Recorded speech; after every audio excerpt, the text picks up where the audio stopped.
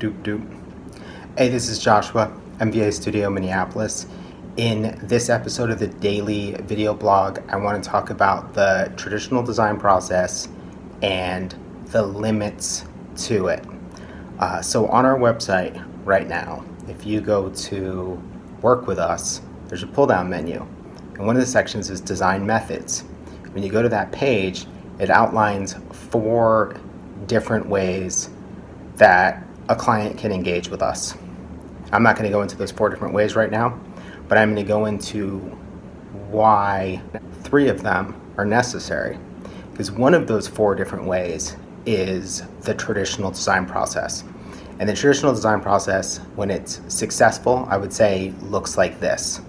You have research, analysis, ideation, sketching, design, refinement, execution. This is what 90% of graphic designers do. This is what basically every design studio's website says that they do. The big question is just how much they pretty up the language and how much of any particular portion of that they really do.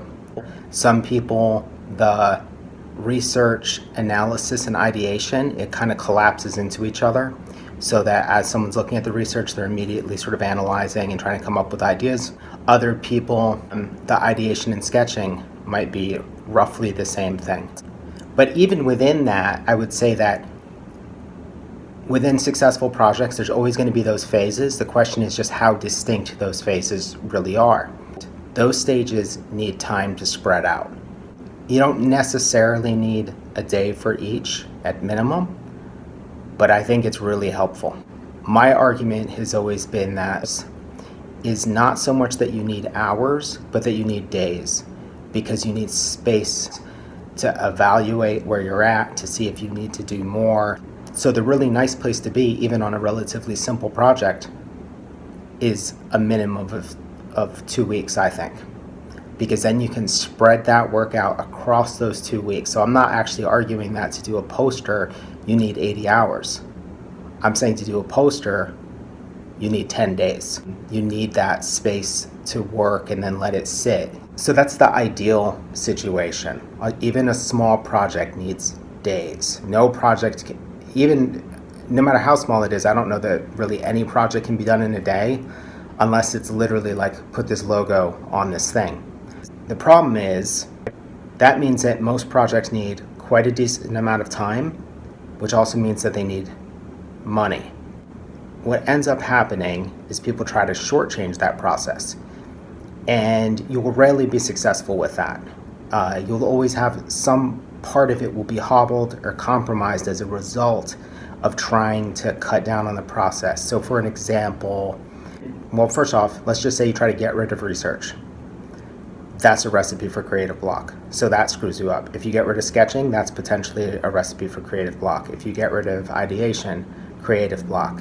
And maybe not just creative block, but the more you try to get rid of the stuff up front, which I would argue is the most important stuff, the more you might be stuck, frustrated, stressed out when you're supposed to be wrapping this up. You can't cut off research. The other thing is maybe someone can try to do the research for you. I have found in my experience it's not really helpful, because to have the kind of richest bit of forward motion, you're going to need to do the research yourself. And if you don't need to do the research yourself, you at the very least have to research the research. So you still need that time to dig into what's there, even if the research is nothing more than a creative brief. You need time to dig into it, and then you need the time to figure out how you feel about it, which I would argue is a form of research. So you can't really cut that off. You obviously can't cut analysis off because you have to understand what you've researched. What are some other things you could try to do? Well, you could try to only have 3 ideas. I think the problem with that is that the ideal situation is that you have I don't even think it's the ideal, actually. I think the standard situation is that creative work is a funnel. Lots of stuff at the top, the best stuff just gets squeezed out of the bottom.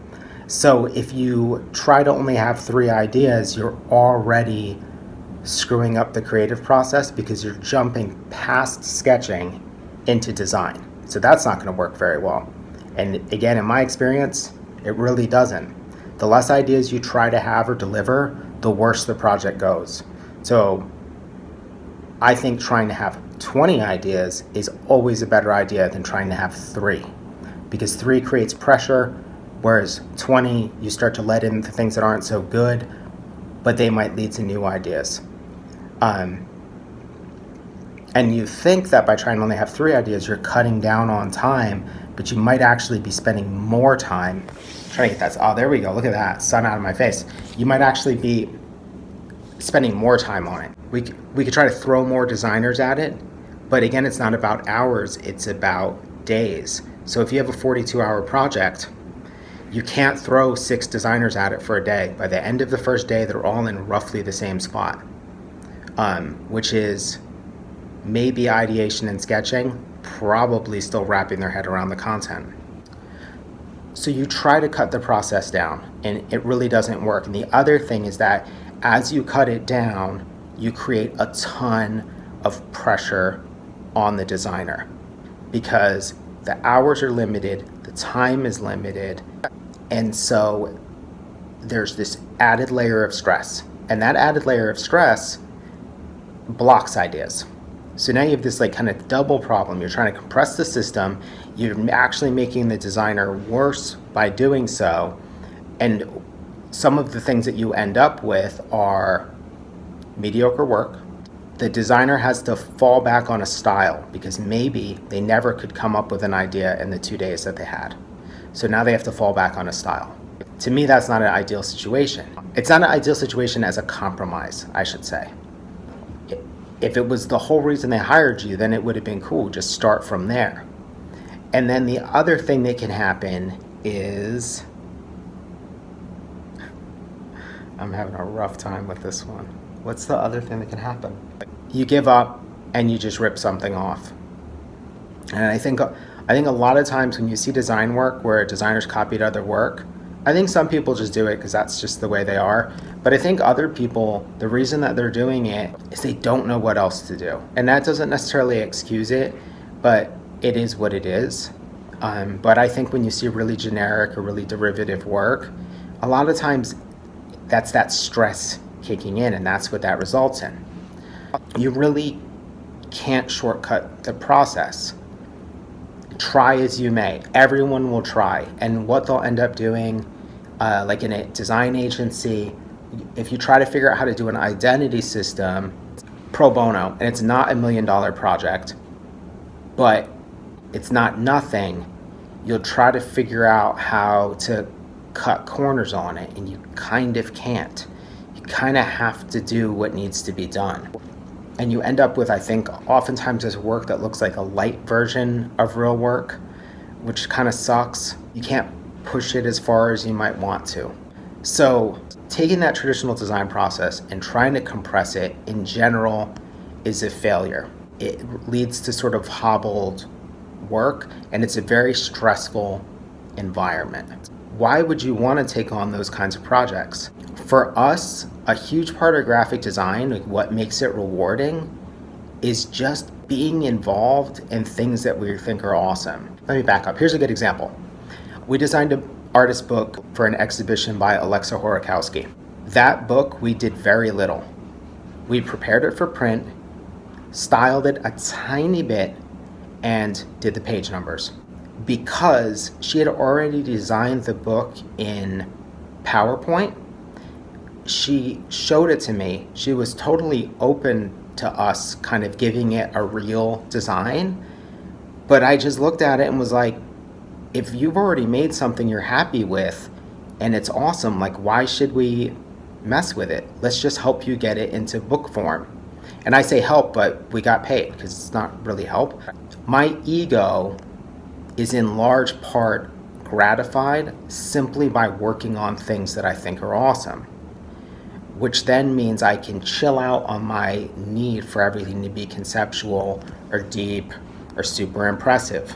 So that's an example of we want to be involved in stuff that's awesome.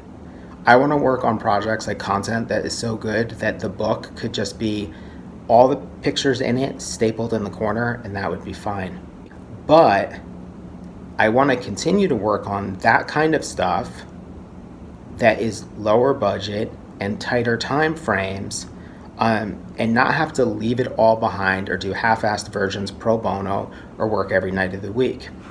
One of the things I discovered through teaching was projects that I gave out for different reasons, to show students how to work quickly, to help them be less afraid of using type, to help them see alternative ways towards an end path or how to sketch.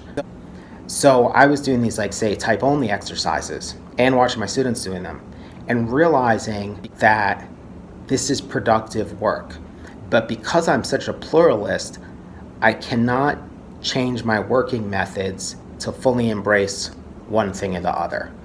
And at the same time, I don't want to have to deal with the opportunity cost of not working in a specific way on a project. Like, let's say there's a project where a type only solution makes a lot of sense.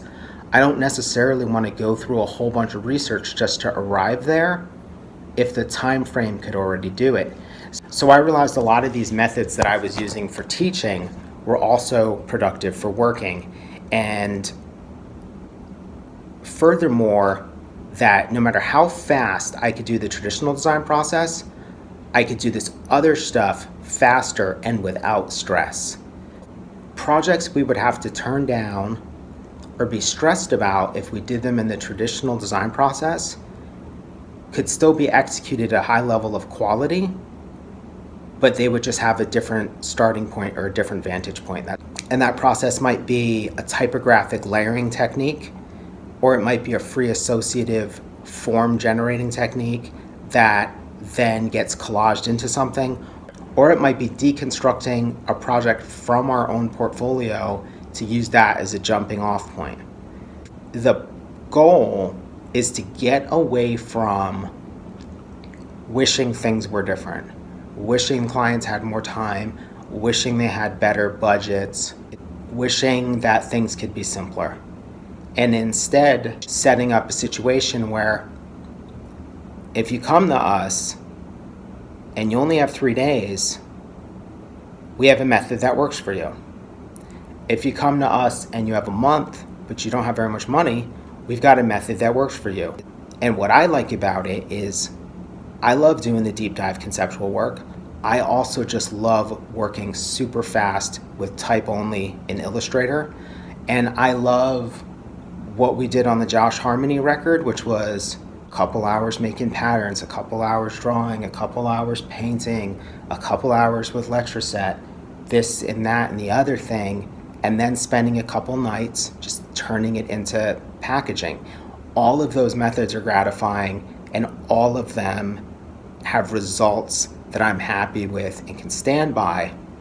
So now, instead of looking at projects and thinking, we'll do this, but it's going to cost us a lot of time that we won't get compensated for, or we'll do this, but it's going to be super stressful and it has to be done in 14 hours because that's what we used to do a lot. Instead, we're going to match the method to the timeline and the budget and stop fighting against the natural design process. It's kind of my hope that this super deep dive conceptual process, the traditional one, I kind of hope that's only like 25% of our work going forward. I would love it if the bulk of our work was fast-paced, iterative, typographic work. I think that would be a dream. That's what that stuff is about. If you check out the website and you can read through these different processes, we talk about why you would do them, and we laid out the steps. And part of the reason that we did that is because I wanted to be able to share what these steps are with other designers. But if you're a designer, I consider this just another way of like doing the stuff I'm already doing, which is like trying to share as much as possible. And if you're on the client side, hopefully as you look through this, you'll kind of see like, oh, maybe these 2, 3, 4 day projects can go smoother if instead of trying to get a studio to do a really conceptual thing, find out if there's an alternative way that maybe they're not even offering us because it's not considered like the right way to do things. All right, thanks a lot for watching. If you have any questions, leave a comment. I will address it.